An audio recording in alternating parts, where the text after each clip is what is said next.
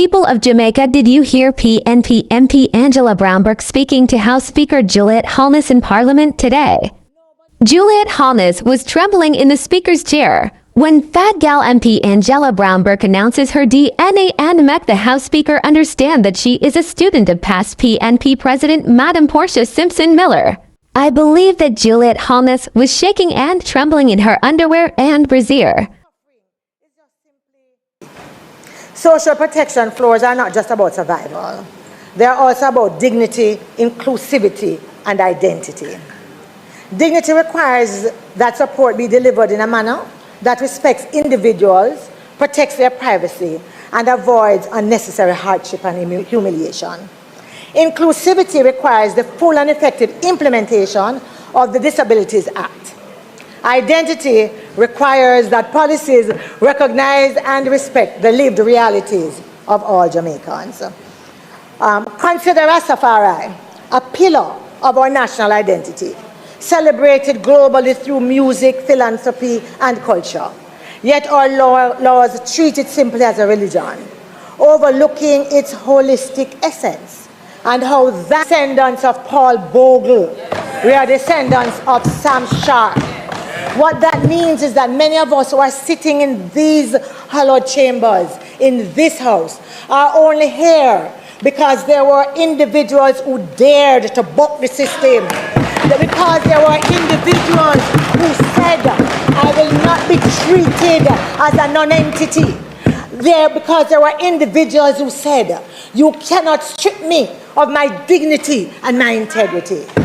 I believe that those of us who have the privilege to be sent in this house deserve to present to the people of Jamaica the same courage of our ancestors. We cannot sit in the chambers and be treated like children. We cannot sit in the chambers where persons use the bully pulpit to say just about anything they want, and we have to sit silently. As educators, we know that we teach children differently from adults. We talk about pedagogy and andragogy. Because adults are self-directed learners. Because adults want their experiences to be validated in how we deal with them. This is no different in the chamber. No one gets to come into the chamber regardless of who you are, to pontificate and to scold the rest of us without taking responsibility for your own lack of decorum and disrespectful behavior.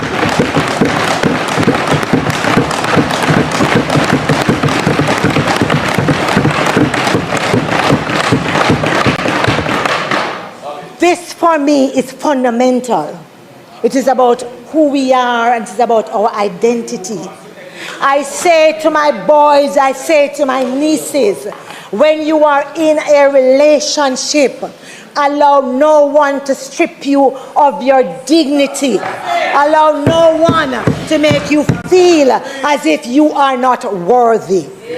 I am duty bound, therefore, to live what I preach and to be an example to those that I have been saying, do not allow others to trample over you.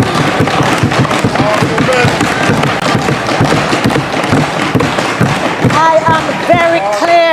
am very clear in my mind that every action has consequences. We are leaders. Choice making is what we do every day. We take decisions and we bear the consequences. And so I say to this august body and to my colleagues, I am willing to cooperate with anyone who is willing to treat me as a human being. I am willing to play my part. Granted, I have never been a submissive female. It's too late for me to be that now. It's too late for me to be that now. So you will not get a submissive Angela in the chambers. No. However, I respect my colleagues. But there's a line I draw. If I come before you and every day you disrespect me. That's right. Them say one day the bucket bottom I go drop out. And when it drops out, and I stand here today very, very clear, when it drops out, those who have the authority to punish, go ahead. Go ahead. History will absolve. I do it not just for myself. I do it for those others who will come behind us and will remember that in this house we are all to be treated equally. That in this house, when we have certain positions, we put aside our political partisanship. And if we can't, we step aside from the position that requires. I have... No, I am very clear. I have dropped a lot of what I had prepared to speak today because I believe that this is important. I believe this goes to the heart of our democracy. Democracy is not just about you wielding a sword. It is also about how you reach across the aisle and make accommodations and come to decisions to the benefit of all.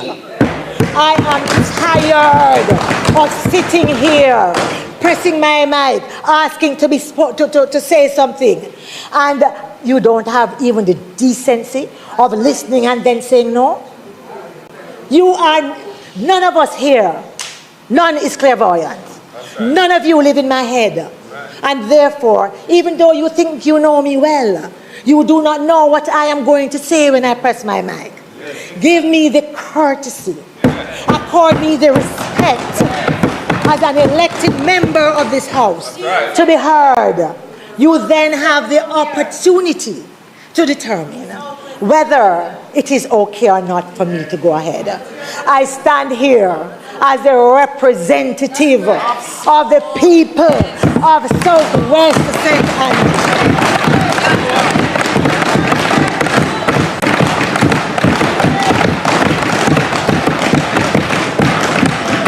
I come from the traditions of Portia Lucretia Simpson Miller. I come from the traditions of Portia Lucretia Simpson Miller.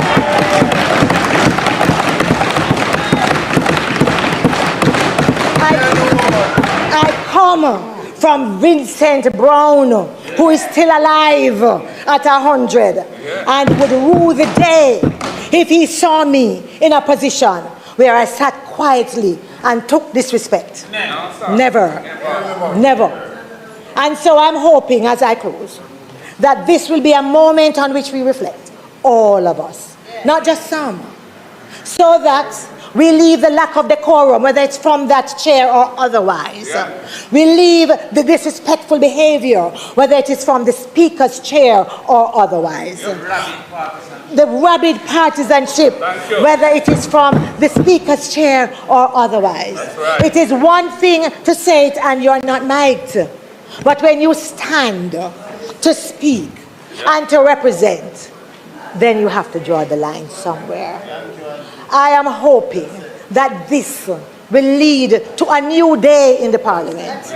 I want to see it because I would like to be able to sit comfortably, to banter with my colleagues here and on the other side, to disagree with a laughter still on my face, and to agree respectfully, and to agree when that is what it requires. Thank you.